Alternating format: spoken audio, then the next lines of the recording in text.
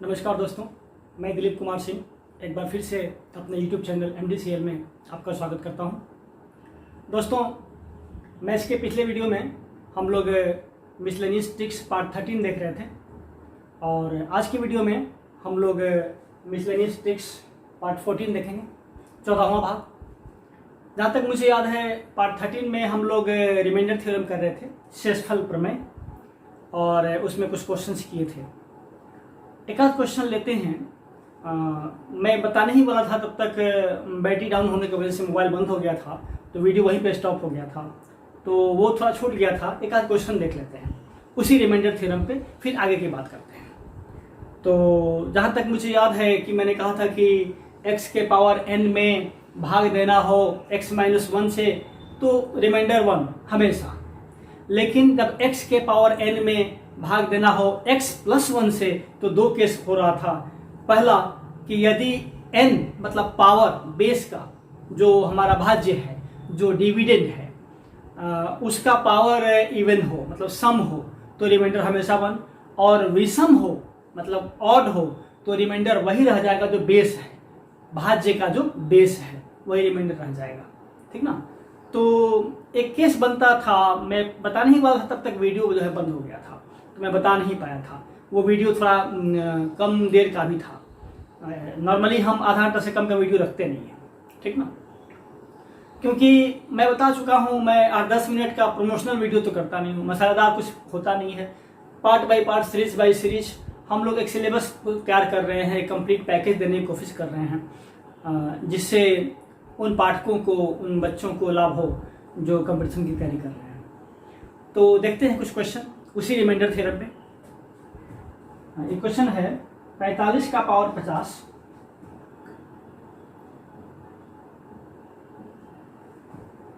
-9 divided by 44 तो reminder क्या होगा। क्वेश्चन ये है कि यदि 45 के पावर 50 में से 9 घटा लिया जाए और इस पूरे सेगमेंट को, इस पूरे को 44 से भाग दिया जाए तो शेषफल क्या होगा, रिमाइंडर क्या होगा।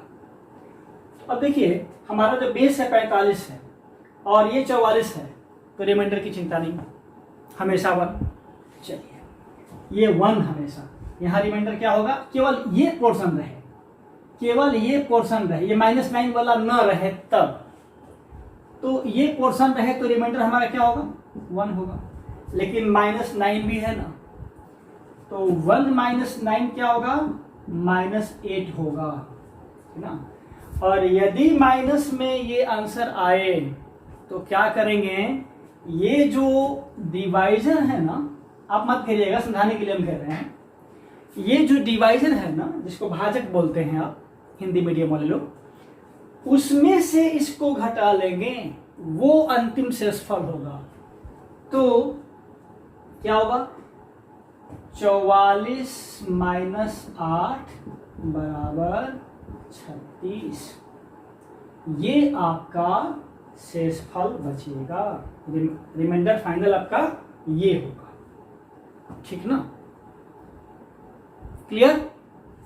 तो यही मैं बताना चाह रहा था, तब तक वीडियो स्टॉप हो गया था बैटरी की वजह से या कोई वजह होगा, ठीक ना, तो उसमें मैं मतलब फाइनल नहीं कर पाया था। अब ऐसा ही एक और प्रश्न लेते हैं,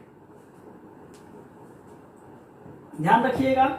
यदि फाइनल माइनस में आंसर आए तो क्या करेंगे, जो भाजक है, जो डिवाइजर है, उसमें से इसको घटा लेंगे, ठीक ना।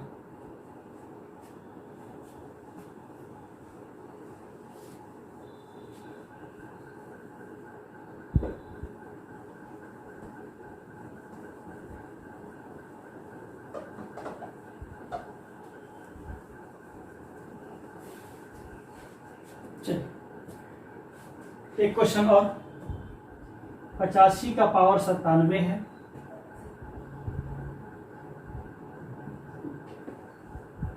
और इसमें से 27 घटाया गया है और इसको भाग देना है 86 से, और आपको बताना है कि रिमाइंडर कितना होगा। ठीक ना। आपको बताना है कि शेषफल क्या होगा। 85 के पावर 97 में से 27 घटाना है और इस पूरे को 86 से भाग देना है और बताना है कि शेषफल मतलब रिमाइंडर क्या होगा। तो अब देखिए, इससे ये ज्यादा है, 85 से ज्यादा है, तब हमको इसके पावर पर ध्यान देना पड़ेगा। तो पावर कितना है, सम की विषम है, और विषम हो तो क्या होता है, ये आधार जो है ना, बेस जो है ना, यही रिमाइंडर हो जाता है। मतलब ये -27 वाला पोर्शन न रहे तो रिमाइंडर हमारा क्या होगा, 85। लेकिन ये भी तो है -27, तो 85 में से 27 घटा दीजिए। 15 में से 7 गया 8, 7 में से 2 गया 5। ये माइनस में नहीं आ रहा है, ध्यान दीजिए, प्लस में आ रहा है तो कोई टेंशन नहीं, यही आपका रिमाइंडर हो जाएगा। 58 आपका रिमाइंडर होगा। यही दो चीज मैं बताने वाला था कि वीडियो स्टॉप हो गया था और नहीं कर पाया था। ठीक है, तो इस प्रकार से हम लोग रिमाइंडर थ्योरम का कोई भी क्वेश्चन थोड़ी सी बुद्धि लगा के बना सकते हैं। अब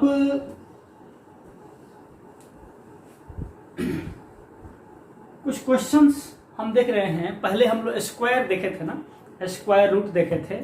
तो स्क्वायर निकालना, स्क्वायर रूट निकालना, वर्ग और वर्गमूल जिसको हिंदी मीडियम वाले लोग कहते हैं, तो उस पर आधारित कुछ क्वेश्चन मैंने देखा, मुझे याद आया कि जरा बनवा के देखते हैं आप बना पाते हैं कि नहीं। जैसे क्वेश्चन मिला, हम नोट कर लिए। If x equal to root under 1 2 3 4 5 6 7 6 5 4 3 2 1, तो x का वैल्यू क्या होगा, ये प्रश्न था। मैं देखा तो मुझे लगा कि इसको नोट कर लेते हैं, आपसे पूछते हैं, क्योंकि थोड़ी सी बुद्धि लगाइएगा तो मैं बता चुका हूं, इसके बेसिक को बता चुका हूं। अब देखिए, ये जो संख्या का पैटर्न दिख रहा है, इसमें देखिए 1 2 3 4 5 6 7 तक गया, फिर डिक्रीजिंग घटता हुआ 6 5 4 3 2 1। कुछ याद आ रहा है, कुछ याद आया? शायद हमने बताया था कि 1 1 का स्क्वायर करना हो, 1 1 1 का स्क्वायर करना हो, 1 1 1 का स्क्वायर करना हो, जितना बार 1 हो कोई फर्क नहीं पड़ता है। 1 2 3 4 5 6 7 8 9 जितना बार हो। तो क्या होता था, मान लीजिए ये 7 तक है, तो 1 2 3 4 5 6 7 है ना, 1 2 3 4 5 6 7 इतना ही रख देते हैं। यदि इसका स्क्वायर हमको निकालना था तो मैंने क्या बताया था कि जितना बार 1 है वहां तक जाएंगे और फिर डिक्रीजिंग में आ जाएंगे। मतलब इसका स्क्वायर क्या होता, 1 2 3 4 5 6 7 6 5 4 3 2 1। यही होता कि नहीं होता, और शायद यही चीज यहाँ दिया गया है। इसलिए मैंने देखा तो मुझे लगा कि इसको नोट करके देखते हैं आपका ध्यान वहां जा पा रहा है कि नहीं जा पा रहा है। इसका मतलब यदि ये दिया गया है तो इसको हम ये लिख सकते हैं 7 बार 1 का स्क्वायर, और ये लिख सकते हैं, तो आसानी से आपका क्वेश्चन बन गया। तो देखिए, अब हम इसको ऐसे लिख सकते हैं, रूट अंडर 1 2 3 4 5 6 7, 7 बार 1 का स्क्वायर। और यदि कोई संख्या रूट में स्क्वायर में हो तो स्क्वायर खत्म, रूट खत्म। ये नियम आप जानते होंगे, नहीं जानते हो तो जान लीजिए। इसका मतलब 1 2 3 4 5 6 7 ये आपका आंसर हो गया, ठीक ना। मैंने एक जगह देखा, एक एग्जाम में, कोई डिफेंस का एग्जाम था, उसमें ये क्वेश्चन पूछा गया था, तो मुझे लगा कि क्यों ना नोट करूं इसको। मैं बता चुका हूं, देख रहे हैं कि आप दिमाग अप्लाई कर पा रहे हैं कि नहीं। उम्मीद करता हूं बहुत लोगों ने, मैक्सिमम लोगों ने कर लिया होगा। जिन लोगों ने नहीं किया होगा वो देख लीजिए। एक क्वेश्चन ऐसा ही और था, वो देख लीजिए। मिटाते हैं इसको।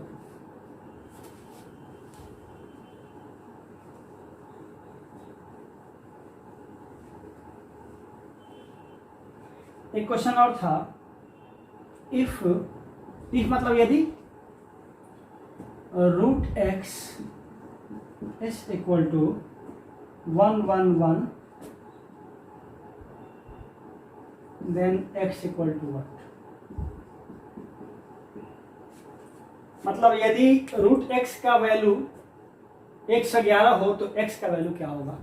सेम पैटर्न है, क्या करेंगे, इधर स्क्वायर करेंगे, इधर भी स्क्वायर हो जाएगा। ये नियम है ना मैथ्स में, बराबर के एक पक्ष में यदि स्क्वायर करते हैं, बराबर के दूसरे पक्ष को स्क्वायर करते हैं तो कोई फर्क नहीं पड़ता है। तो हम इसको लिख सकते हैं रूट एक्स का स्क्वायर इक्वल टू 111 का स्क्वायर। और आप जानते होंगे, नहीं जानते हो जान लीजिए, हाँ, किसी भी संख्या, कोई भी संख्या रूट में हो उसका स्क्वायर कर दिया जाए तो स्क्वायर भी खत्म, रूट भी खत्म। अभी मैंने दिखा था, मतलब ये x हो जाएगा और 111 का स्क्वायर कितना होगा, 1 2 3 2 1। ये आपका आंसर हो गया, है ना। ये एप्लीकेशन मैंने बता दिया था और मैं एक जगह देख लिया तो मैंने इसको नोट किया। इसको पूछते हैं, देखते हैं कितने लोग याद करते हैं। चलिए आगे कुछ नया चीज बताते हैं पार्ट 14 में। अब नंबर सिस्टम में एक चीज आता है, अभाज्य गुणनखंडों की संख्या निकालना, to find out the number of prime factors, है ना। कोई क्वेश्चन दिया रहता है और उसमें पता करना होता है कि बताइए कि इसमें कितने मतलब प्राइम फैक्टर्स की संख्या कितनी है, अभाज्य गुणनखंडों की संख्या कितनी है। गुणनखंड है मतलब गुणा में है, अभाज्य है मतलब अभाज्य संख्याओं का होगा। जैसे कुछ क्वेश्चन करते हैं, एक क्वेश्चन था 60 का पावर 17 और इसमें पूछा गया था अभाज्य गुणनखंडों की संख्या कितनी होगी। ये बिहार पुलिस में पूछा गया है ये क्वेश्चन है। तो अब देखिए इसको कैसे करेंगे, इसमें आपको निकालना है। मैं क्वेश्चन लिख नहीं रहा हूं, चूंकि बोल रहा हूं, वीडियो में रिकॉर्डेड है, आप पॉज कीजिए, लिख लीजिए। लिखने में क्यों बेवजह का समय नष्ट करें, वेस्टेज ऑफ टाइम। 60 का पावर 17 में अभाज्य गुणनखंडों की संख्या कितनी होगी। तो इसका आसान नियम क्या है कि आप 60 का प्राइम फैक्टराइजेशन कर दीजिए, मतलब अभाज्य गुणनखंड के रूप में लिख लीजिए। तो सबसे पहला प्राइम नंबर, सबसे छोटी अभाज्य संख्या क्या होती है, 2 से होती है। 2 60 में 2 से भाग दें तो क्या होगा, 30 होगा। गुड। अब उस 30 में 2 से भाग देंगे तब 15 होगा ना, मतलब एक बार और 2 कर सकते हैं। और जब 15 होगा तो 15 क्या करेंगे, 3 गुना 5 कर देंगे, तो 3 गुना 5 कर देंगे। इस तरीके से हम अभाज्य गुणनखंड निकाल देंगे। देखिए 2 दूना 4, 4 3 12, 12 5 60। आज इसको दिक्कत होगा ऐसे कर ले, 2 से 30 बार में, 2 से 15 बार में, 3 से 5 बार में, और इसको गुना में लिख ले, 2 गुना 2 गुना 3 गुना 5, या इधर से लिख ले, इधर से लिख ले। गुना में या जोड़ में क्रम का कोई महत्व तो है नहीं, वही मैं बताऊंगा जितने नियम है, जोड़ का क्रम इनमें नियम, गुना का क्रम इनमें, जितने नियम हैं संख्याओं पर आधारित मैं सब बताने वाला हूँ। ठीक है, थोड़ा वेट करिए। तो 60 में इसको मिटा रहा हूँ,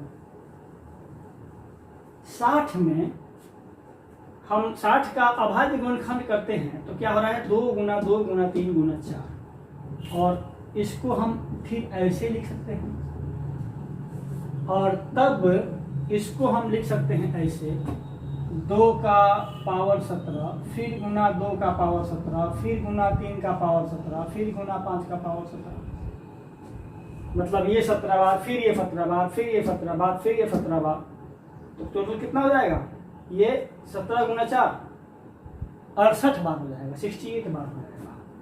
तो कितने गुणनखंड होंगे, ये संख्याएं कितनी होंगी कुल मिलाकर के, जब हम लिखेंगे 2 गुना 2 गुना 2 गुना 17 बार लिखेंगे, यहाँ 17 बार, यहाँ 17 बार, यहाँ 17 बार, कुल मिला के 68 बार होगा। मतलब इसमें कितने प्राइम फैक्टर्स होंगे, प्राइम फैक्टर्स की संख्या कितनी होगी 60 के पावर 17 में, 68। अब ये हम आपको समझाने के लिए लिख दिए, आप ऐसे मत करिएगा, इसको गिन लीजिएगा 1 2 3 4 और 4 को सीधा गुना कर दिए 17 से, 17 गुना 4 68, 17 into 4 17 4 68। Very simple, very simple, ठीक ना। मिटाते हैं। इस तरीके से अभाज्य गुणनखंडों की संख्या आप निकाल सकते हैं। एक आध क्वेश्चन और करते हैं। 25 का पावर 16 दिया गया है, 25 का पावर 16 क्या करेंगे, 25 को हम 5 गुना 5 कर सकते हैं और इसका पावर 16, ये कितना है 1 2 2 गुना 16 32।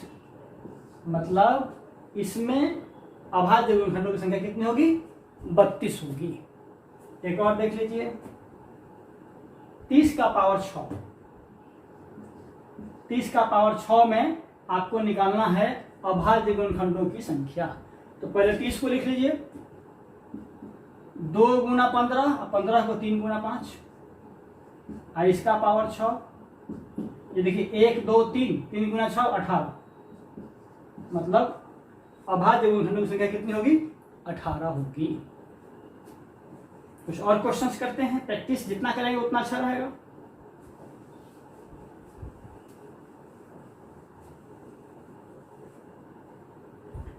एक संख्या है 25 का पावर 16 गुना 10 का पावर 4 गुना 11 का पावर 18 गुना 36 का पावर 19।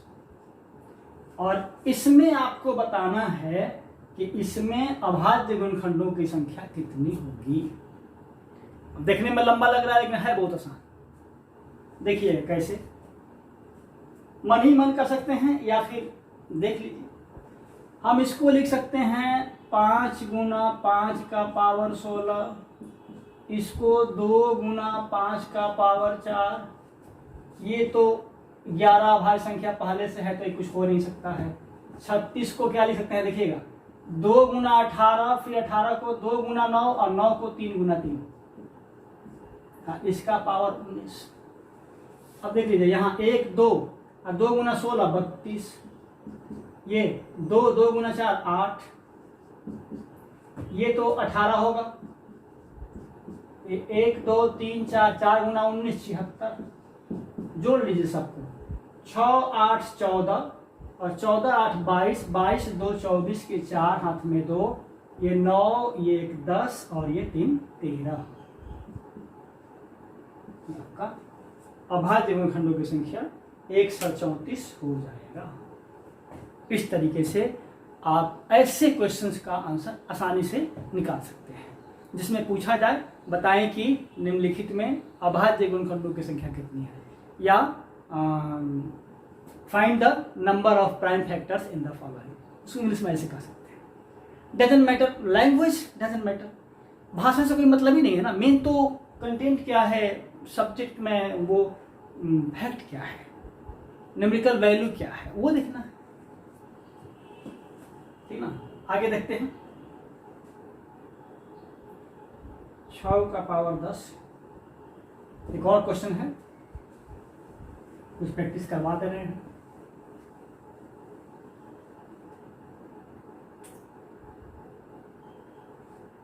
छः का पावर 10 गुना 17 का पावर 17। ये देखिए सारे क्वेश्चन एग्जाम में आए हुए हैं। मैं कई बार कह चुका हूं कि मैं वैसे क्वेश्चन लेता ही नहीं हूं जो एग्जाम में नहीं आया है, इसलिए आप ध्यान दीजिएगा। गुना 5 का पावर 55 गुना 111 के पावर 111। और इसमें आपको बताना है कि अभाज्य गुणनखंडों की संख्या कितनी होगी। वेरी सिंपल, आप 6 को लिखिए 2 गुना 3 और इसका पावर 10। 17 खुद अभाज्य है तो टूटने वाला है नहीं, ज्यों का त्यों छोड़िए। 5 खुद अभाज्य है तो टूटने वाला है नहीं, ज्यों का त्यों छोड़िए। और ये देखिए 1 2 3 3 से कट जाएगा तो कितना होगा, 3 गुना 3 3 9 और 2 1 3 7 21। इंग्लिश मीडियम वाले कहते हैं कि क्या पढ़ते हैं 3 3 9 3 7 21। वही है आपका जो 3 3 9 एंड 3 7 20 और कुछ भी नहीं है। लैंग्वेज तो कोई फर्क पड़ता नहीं ना, आप जैसे करिए। हम लोग बिहार बोर्ड के विद्यार्थी रहे हैं, हम लोग इसको स्कूल में सरकारी विद्यालयों में रट गए थे, तो वही आज भी चलता है। लेकिन हम लोग किसी भाषा में बोल सकते हैं, एक बार भाषा की समझ आ जाती है तो फिर बोलने में दिक्कत नहीं होती है। तो ये 111 को 3 गुना 37, अब उसका पावर 111। अब जोड़ लीजिए, 1 2 2 है यहाँ, 2 गुना 10 20, यहाँ पर तो एक ही है तो 17, यहाँ भी एक ही है तो 55। तो यहाँ 1 2 2 संख्याएं हैं, उसका पावर 111, तो 2 22 हो जाएगा। और इस सबको जोड़ लीजिए आप, 2 5 7 7 14 के 4 हाथ में 1, 3 5 8 1 9 2 11 के 1 हाथ में 1 और 2 1 3। प्राइम फैक्टर संख्या कितनी होगी? 314 होगी। इस तरीके से हम लोग पार्ट 14 में आज के वीडियो में देख रहे हैं कि प्राइम फैक्टर्स की संख्या कैसे निकालेंगे। अब हम लोग आगे इस वीडियो में देखेंगे बहुत इंपॉर्टेंट पार्ट, बहुत इंपॉर्टेंट सेगमेंट नंबर सिस्टम में इकाई का अंक पूछा जाता है।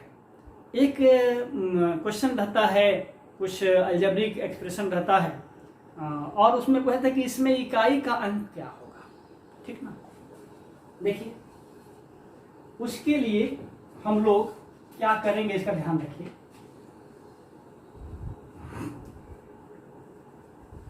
इकाई के अंक वाले क्वेश्चन के लिए हम आपको एक टेबल बना देते हैं, टेबल, और देख लीजिए बड़ी आसान है, फिर कोई भी प्रश्न आप आसानी से कर सकते हैं।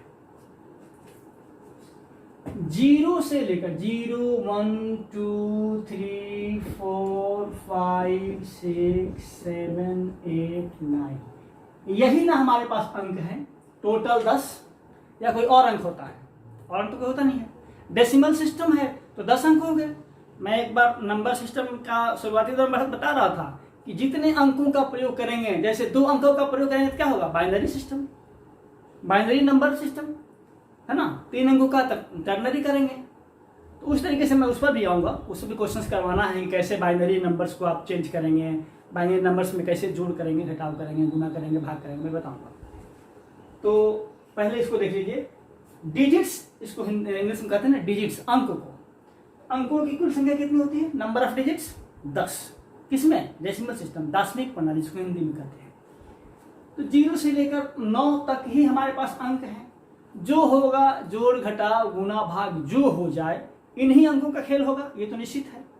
जैसे मैं अंग्रेजी में कहता हूं कि 26 अक्षर का ही खेल है, जो भी हो, जो भी वर्ड हो इसी 26 अक्षर के बीच में रहे, और क्या होगा। तो अब इसको हम लोग एक टेबल में बांट लेते हैं, 3 टेबल में, मतलब एक टेबल के 3 पार्ट में। इस पूरे 9 को हम लोग 3 पार्ट में कर लेते हैं, ठीक ना। एक पार्ट में हम लोग 0 1 5 6 को देख लेते हैं। दूसरे पार्ट में हम लोग 2 4 8 को देख लेते हैं। और तीसरे पार्ट में 3 9 7 को देखते हैं। 3 7 9 का है, ये हम लोग देखते हैं। देखिएगा मतलब क्या है, कैसे समझा रहे हैं। कभी भी आपको दिक्कत नहीं होगी, किसी भी संख्या का इकाई का अंक प्राप्त करना है, गुणा में, भाग में, जोड़ में, घटाव में। और ऐसा क्वेश्चन बार बार पूछा जाता है नंबर सिस्टम में कि इसमें इकाई का अंक क्या होगा, ये बताइए। बड़ी बड़ी संख्याएं रहती हैं, देख के लगता है कि बाप रे इतनी बड़ी संख्या कैसे करेंगे। बहुत आसान है, देखिए कैसे। ये यूनिवर्सल है, इसमें तो कोई लफड़ा ही नहीं है। किसी भी नंबर के इकाई स्थान पर 0 हो या 1 हो या 5 हो या 6 हो, इकाई स्थान पर, और उसका पावर कुछ भी हो तो उसका इकाई अंक सेम रहता है। जैसे कोई नंबर हो, डॉट डॉट डॉट लास्ट में 0, क्योंकि इकाई अंक यही होगा। इसके पहले जितना अंक हो कोई फर्क नहीं पड़ता है, 1 हो 2 हो या 1 लाख 2 लाख, जितना हो, डजंट मैटर।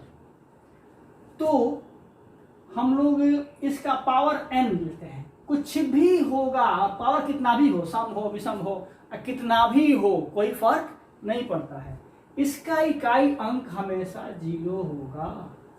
इसी तरीके से 1 होगा तो पावर n हो, कुछ भी हो, इसका इकाई अंक हमेशा 1 होगा। इसी तरीके से 5 होगा, पावर कुछ भी हो, इकाई अंक हमेशा 5 होगा। इसी तरीके से इकाई अंक पर 6 होगा, पावर कुछ भी हो तो हमेशा इकाई अंक 6 आएगा। ये ऑलवेज ध्यान दीजिए, हमेशा, मतलब यहां तो कोई टेंशन ही नहीं आपको। कोई टेंशन है? कोई टेंशन नहीं। यदि किसी संख्या की इकाई अंक पर 0 हो या 1 हो या 5 हो या 6 हो तो उसका पावर कुछ भी हो, उसके इकाई स्थान पर वही अंक रह जाएगा। 0 है तो 0, 1 है तो 1, 5 है तो 5, 6 है तो 6। मतलब 0, 1, 5, 6 में कोई टेंशन नहीं। ये बहुत मजेदार है। ठीक है, अब हम आते हैं 2, 4, 8 वाले सेगमेंट में। यदि किसी संख्या का इकाई अंक 2 हो और इसका पावर n हो तो इसका इकाई अंक 6 होगा। बताते हैं, एक कंडीशन यहाँ पे है। यदि किसी संख्या का इकाई अंक 4 है, पावर n हो तो इसका इकाई अंक 6 होगा। यदि किसी संख्या का इकाई अंक 8 है, पावर n हो तो इसका भी इकाई अंक 6 होगा। लेकिन ये कब? जब ये पावर 4 से डिविजिबल हो। मतलब if n is divisible by 4। Hindi में कहें तो यदि n 4 से विभाज्य हो। ध्यान रखिएगा। और फिर बचा ये 3 अंक, तो कोई भी संख्या इकाई अंक पर 3 हो, पावर n हो तो इकाई अंक 1 आएगा। यहाँ पर 7 हो, पावर n हो, इकाई अंक 1 आएगा। यहाँ कुछ भी हो, पावर 9, इकाई अंक पर 9 हो, पावर n हो, इकाई अंक 1 आएगा। लेकिन यहाँ भी यही कंडीशन है। जो ये कंडीशन है, ये कब 1 आएगा? जब n जो है 4 से डिविजिबल हो, 4 से विभाज्य हो। मतलब if n is divisible by 4।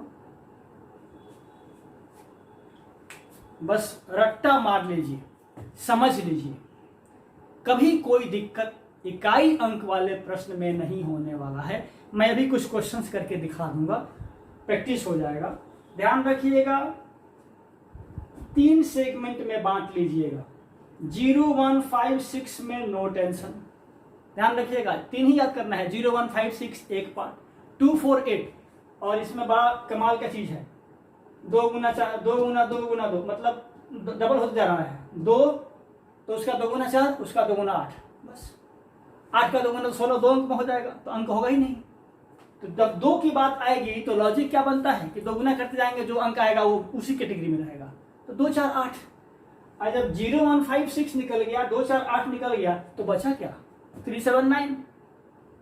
तो इसमें तो ज्यों का त्यों रहेगा। 2, 4, 6, 2, 4, 8 वाले में इकाई अंक पर 6 आएगा और इसमें इकाई अंक पर 1 आएगा।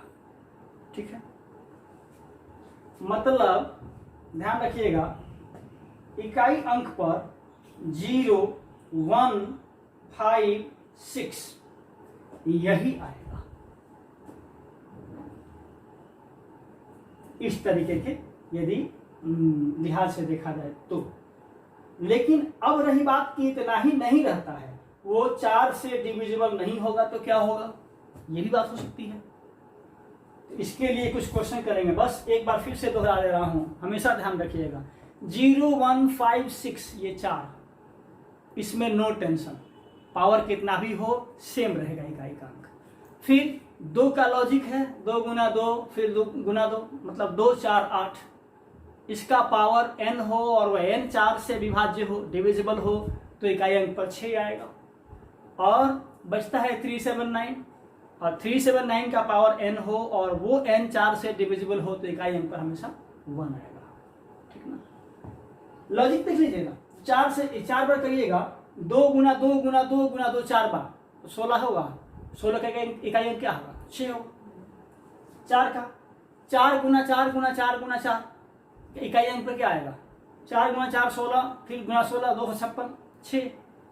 इसका देखिए 8 गुना 8 गुना 8 गुना 8, है ना, 512 में 8 से करिएगा, फिर इकाई अंक पर 6 आएगा। तो इसका लॉजिक यही चीज यहाँ हो रहा है। 9 में 9 से करिएगा 81 होगा इकाई अंक एक। यहाँ 49 में 49 से, फिर 9 में 9 से होगा वही होगा, फिर 9 में 9, फिर 9 में 9 इकाई अंक वही होगा। तो ये लॉजिक है। ये लॉजिक के आधार पर 10 अंकों को 3 कैटेगरी में बांट लीजिए, 0 1 5 6 2 4 8 3 7 9।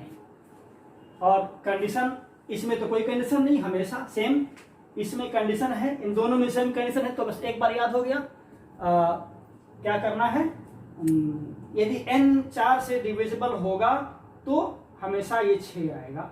एक आध क्वेश्चन देखते हैं, एक क्वेश्चन देखते हैं, बाकी अगले वीडियो में हम लोग थोड़ा सा और प्रैक्टिस करेंगे। यहाँ एक क्वेश्चन देख लेते हैं ताकि थोड़ा सा आपको मतलब सहूलियत हो जाए। हम मिटा रहे हैं इस चीज को, याद रखिएगा।